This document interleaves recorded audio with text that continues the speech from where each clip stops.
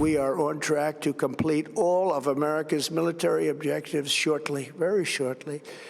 We're going to hit them extremely hard over the next 2 to 3 weeks. We're going to bring them back to the Stone Ages where they belong. In the meantime, discussions are ongoing. If there is no deal, we are going to hit each and every one of their electric generating plants very hard and probably simultaneously. We have not hit their oil, even though that's the easiest target of all, because it would not give them even a small chance of survival or rebuilding. But we could hit it, and it would be gone. And that's President Trump addressing the nation last night on Iran, assuring the American people his goals are near completion. But keeping Iran on notice, China is now trying to play peacemaker. Beijing and Pakistan issuing a joint 5-point initiative to restore peace and stability in the Middle East, it claims. Top diplomats are meeting in Beijing after Pakistan hosted talks on Sunday, which did not include the U.S., Israel, or Iran in those talks. Beijing also hosting quote-unquote peace talks between Pakistan and Afghanistan in China yesterday. Joining me now is the Gatestone Institute senior fellow, Gordon Chang. Gordon, good to see you. Thank you so much for being here. China is trying to appear to be some kind of a peacemaker. Is anyone buying it?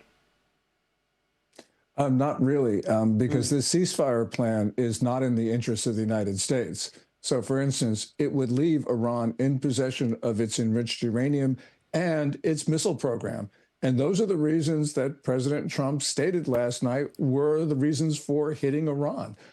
So that would undercut President Trump's rationale for the war if he accepted the ceasefire.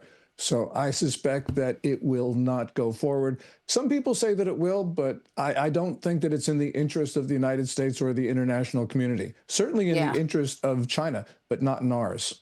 Yeah, great point. And of course, the president also commented on the Strait of Hormuz last night, and he asked allies to get some courage. Watch this. The United States imports almost no oil through the Hormuz Strait and won't be taking any in the future. We don't need it. The countries of the world that do receive oil through the Hormuz Strait must take care of that passage. Iran has been essentially decimated. The hard part is done, so it should be easy.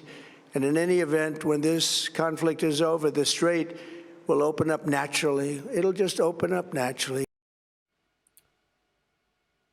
Your thoughts? Well, right now, Iran is getting its ships through the Strait, and it's charging the equivalent of $2 million in renminbi, by the way, China's currency, for allowing ships to go through. China actually, ships are transiting the Strait, as we saw on Monday when 3 Chinese container ships made the southbound passage. At this point, our ships aren't getting through, and this is not a good situation for the United States because, among other things, we are allowing Iran to finance its attacks on us. And by the way, we're not giving China any incentive to help us because they're getting their ships through and other countries are not. So this is not a very good situation for the U.S. Well, we just showed the FT op-ed this morning where they write, Beijing will seek to replicate Tehran's playbook in the Taiwan Strait, and the global economic impact could be even worse. Xi Jinping inviting Taiwan's opposition leader to Beijing. The KMT party is said to seek reconciliation with Beijing, and they represent mainly ethnically Chinese voters in Taiwan, making up less than 5% of the electorate. China, explain this one, Gordon.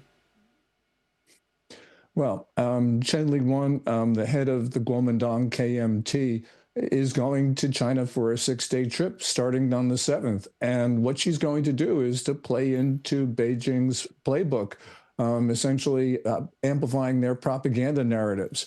The KMT has blocked in the legislature because it's basically has a lock on the legislature, though not the presidency. The KMT has blocked funding for enhanced defense programs.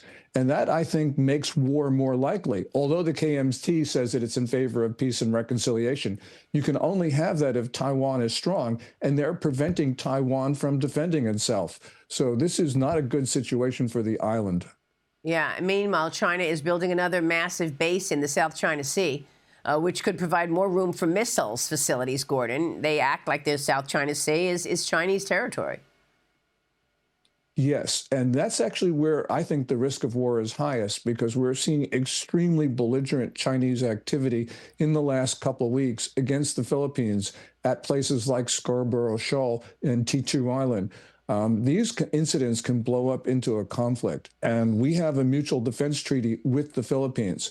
So far, the Chinese think that they can push the Filipinos around. Filipinos are pushing back. This is a volatile situation, and the United States needs to start paying attention to it. Okay, and meanwhile, we've been talking about birthright citizenship this morning. The president attended the Supreme Court's oral arguments yesterday on birthright citizenship. The first time a sitting president has done so. The New York Post writes this: China has exploited the liberal interpretation of birthright citizenship to maximum advantage. Back in December, the Wall Street Journal reported that nearly 41% of international surrogate parents are Chinese. And one Chinese billionaire, one individual, potentially has 100 U.S.-born children through surrogacy. This is just an incredible story, the way China has exploited America's policies. And I spoke with Peter Schweitzer about it back in January. He told me all about it. Watch this. China has a very sophisticated program of exploiting birthright citizenship, and the Supreme Court's going to be hearing this case. Our federal government has no idea how many children are being minted as U.S. citizens using this technique, but China has looked into it. China has encouraged this. They've pushed it. The Chinese government believes that every year for the past 13 years, Maria, roughly 100,000 Chinese babies have been born in the United States that are then taken back to China, raised in China. When they turn 18, they're going to be U.S. citizens. They can vote in elections, donate to political campaigns, get government jobs.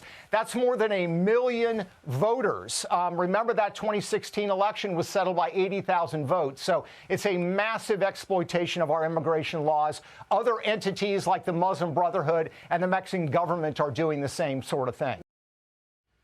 Gordon, this is such a national security issue. I mean, think about that, these Chinese people can come here, have babies, take the baby back to China, raise the child in China, and then they can do whatever they want. They could come back. They could go work in the military.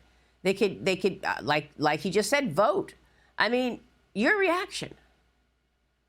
Well, first of all, Peter Schweitzer is a hero. But we've got to remember that the Chinese are exploiting something that Congress permitted. We have a visa waiver program in the Commonwealth of the Northern Marianas, a compact state of the United States. This was, Congress has had so many opportunities to close this and hasn't. So, Maria, this is on us. We know what's going on. And Congress has absolutely refused to close the visa waiver program. We could do that immediately. So, yeah, the Chinese are taking advantage of this, but we've created that advantage and have absolutely refused to do anything about it. Unbelievable. Well, we'll keep watching this one. Gordon, great to see you. Thanks so much. Gordon Chang.